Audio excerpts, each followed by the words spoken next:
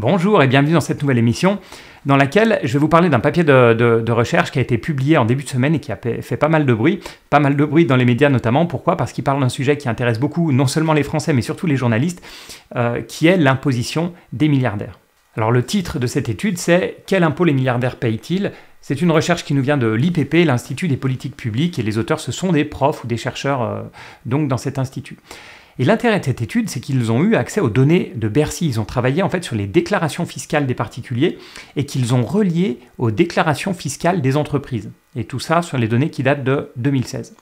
L'idée en fait, c'est que les études sur les plus riches qui avaient été faites par le passé, elles ne prenaient jamais en compte l'ensemble des revenus, notamment du côté des milliardaires, et les taux d'imposition qui sont donnés sont souvent faussés. Donc au lieu de rester sur le revenu fiscal de référence, vous savez, ce revenu qu'on trouve sur nos feuilles d'impôt pour payer l'impôt sur le revenu, ils vont élargir à tous les revenus contrôlés, et notamment les bénéfices non distribués des sociétés contrôlées. C'est-à-dire que si vous détenez au moins 10% dans une entreprise, on va prendre les bénéfices non distribués, donc qui n'ont pas été distribués sous forme de dividendes, et on va l'inclure dans votre revenu économique. Alors, la logique, c'est qu'en fait, si les revenus sont distribués sous forme de dividendes, alors ils vont apparaître dans votre revenu fiscal de référence. Donc, on va inclure les autres bénéfices qui ne vous ont pas été versés si vous avez un contrôle sur l'entreprise. Alors, pour les petits revenus, le revenu fiscal et le revenu économique, ils sont proches. Mais évidemment, si vous êtes Bernard Arnault et qu'on rajoute les revenus qui sont liés aux bénéfices de LVMH mais qui ne sont pas distribués, au prorata de ce que Bernard Arnault détient, bien sûr, ça va tout changer. Donc, dans cette émission, on va parler des plus riches en fonction des seuils, en fait, comme c'est souvent le cas dans ce domaine. Et le seuil, pour être parmi les 10% les plus riches en termes de revenus, c'est 4 340 € par mois. Donc ça, c'est le revenu fiscal de référence, ou bien 5 150 € par mois avec ce fameux revenu économique. On voit que les deux sont assez proches finalement, ce qui est normal. Quand vous êtes dans ces niveaux de revenus, vous êtes souvent salarié ou indépendant, mais vous n'êtes pas forcément chef d'entreprise, ou en tout cas, les chefs d'entreprise représentent qu'une petite partie, ou les gros actionnaires. Ensuite, au niveau des 1%, le seuil des 1%, il est à 11 250 € par mois pour ce fameux revenu fiscal de référence, et à 14 250 € pour le revenu économique. Donc là, on voit des différences, mais qui ne sont pas non plus monstrueuses, c'est la même échelle. Alors que si on prend les 75 foyers français les plus riches, la moyenne de leurs revenus fiscaux, c'est à 36 millions, mais là où c'est intéressant, et tout le but de l'étude, c'est que si vous rajoutez ces fameux bénéfices non distribués, ça fait exploser leur revenu moyen à plus de 1 milliard. Donc 36 millions contre 1 milliard, donc vous voyez bien qu'au niveau des milliardaires, on n'est plus du tout à la même échelle, c'est vraiment un multiple. Et le but de tout ça, en fait, c'est de déterminer des taux d'imposition. Le premier taux d'imposition qu'ont calculé les chercheurs, c'est le taux d'imposition de manière classique. Alors, dans tous les taux d'imposition dont je vais parler, c'est un mélange d'impôts, de prélèvements sociaux, de cotisations sociales, etc. C'est vraiment la totale.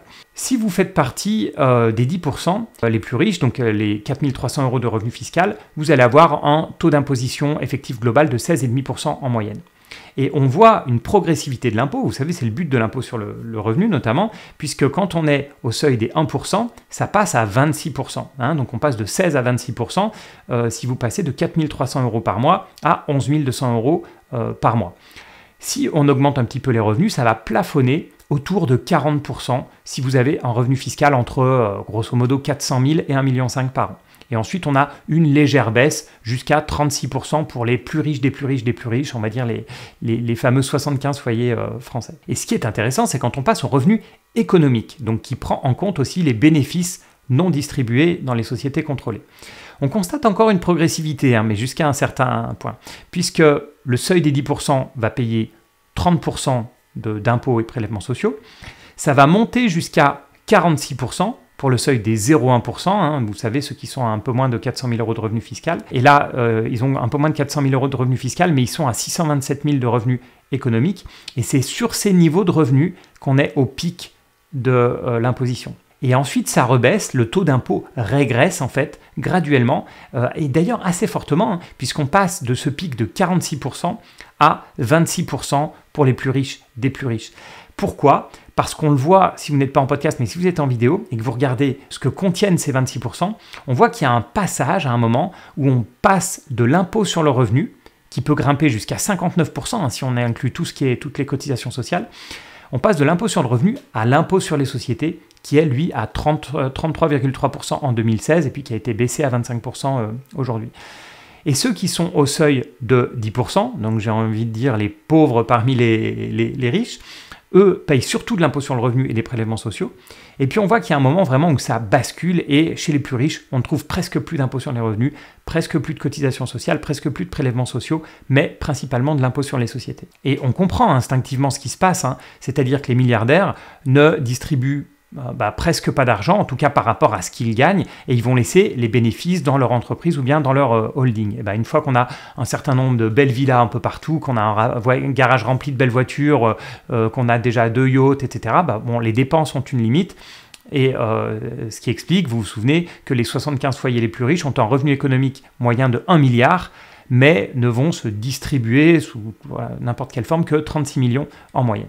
Jusqu'ici, j'avoue, j'apprécie l'étude. Je trouve ça vraiment sympa d'avoir pu travailler sur ces types de données, d'avoir fait le lien donc, entre impôt sur les revenus, impôt sur les sociétés, enfin plutôt toutes les sources de revenus des différentes personnes et notamment les plus riches. Jusqu'ici, c'est vraiment super, j'ai appris pas mal de choses.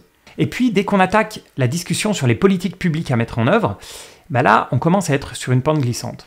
Parce que très rapidement, les auteurs nous font comprendre que les plus riches ont un taux d'imposition de 26%, alors que si tout était imposé comme de l'impôt sur les revenus, ils paieraient 59%. Et là, l'étude bascule sur une discussion autour des types d'imposition qui permettraient de rétablir plus de justice fiscale. Et c'est là où je bug un peu.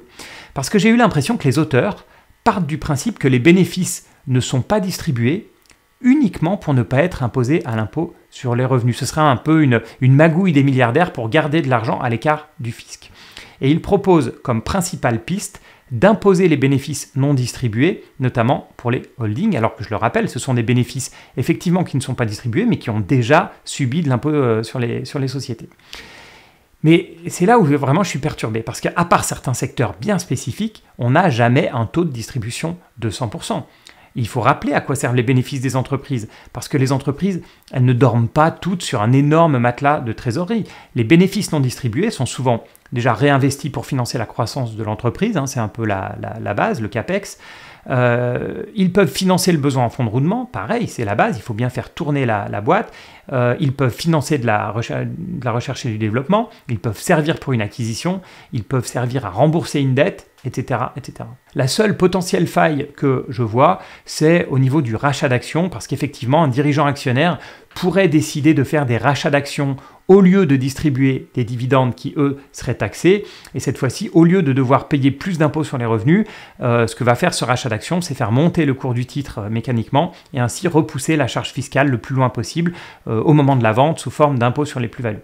Si je laisse cette partie de côté, sur le type d'impôt qu'on pourrait rajouter, comme si on n'en avait pas assez, le type d'impôt qu'on pourrait rajouter donc pour de la justice, pour rajouter de la justice fiscale, l'étude en soi est intéressante et c'est vrai qu'elle peut troubler et elle peut laisser penser qu'il y a une injustice fiscale. Pourquoi je dis laisser penser? Tout simplement parce qu'il ne faut pas oublier que ce fameux trésor que les milliardaires garderaient sous forme de trésorerie dans leur entreprise, il va bien falloir à un moment la sortir pour être dépensée. Et là, l'imposition aura lieu, dividendes, plus-value, impôt sur les successions, etc. Mais le fisc va passer par là. Et personnellement, je préfère qu'un milliardaire laisse les bénéfices dans son entreprise pour créer des emplois et de la croissance, plutôt qu'il fasse une collection de Ferrari ou qu'il s'achète un nouveau yacht. Alors je sais ce que certains vont me dire, ils vont me dire oui, mais dans les holdings des milliardaires, c'est la holding qui va acheter le yacht directement, donc finalement il n'y aura jamais eu cette imposition, puisque ce ne sont pas eux qui vont dépenser, ce sont les sociétés qui vont dépenser. Et sur ce point, sur les holdings personnels qui vont effectivement squeezer en fait cet impôt sur les distributions, il y a effectivement un point à voir, et ça c'est vraiment au niveau de l'optimisation fiscale que ça va se jouer. Mais honnêtement, la plupart des entreprises, elles utilisent ces bénéfices pour des choses bien plus glorieuses en fait que purement garder ça pour éviter l'imposition des actionnaires. Et j'ai vraiment l'impression que les auteurs de l'étude, même s'ils ont fait une très bonne étude, ils ont tellement eu le focus en fait sur cet aspect d'injustice fiscale qu'ils ont un peu oublié comment marchait une entreprise. Je ne sais pas ce que vous en pensez. Alors, si vous voulez un peu plus de détails, bien sûr, allez voir le lien que je vais vous mettre sur lequel vous aurez accès directement à l'étude. Mais je suis très curieux de savoir ce que vous en pensez. Parce que moi, je ne suis pas spécialement copain avec les milliardaires, mais leur dire que les bénéfices non distribués doivent être imposés au niveau des sociétés, je trouve ça en fait complètement hallucinant. Donc, j'aimerais avoir votre avis. Dites-le moi en commentaire. Voilà, merci encore pour votre fidélité. N'oubliez pas de liker, de vous abonner. C'est toujours super sympa. Et c'est vrai que les likes ou les notes sur le podcast, c'est ce qui me motive à chaque fois pour faire de nouvelles émissions. Voilà, merci encore et puis à bientôt.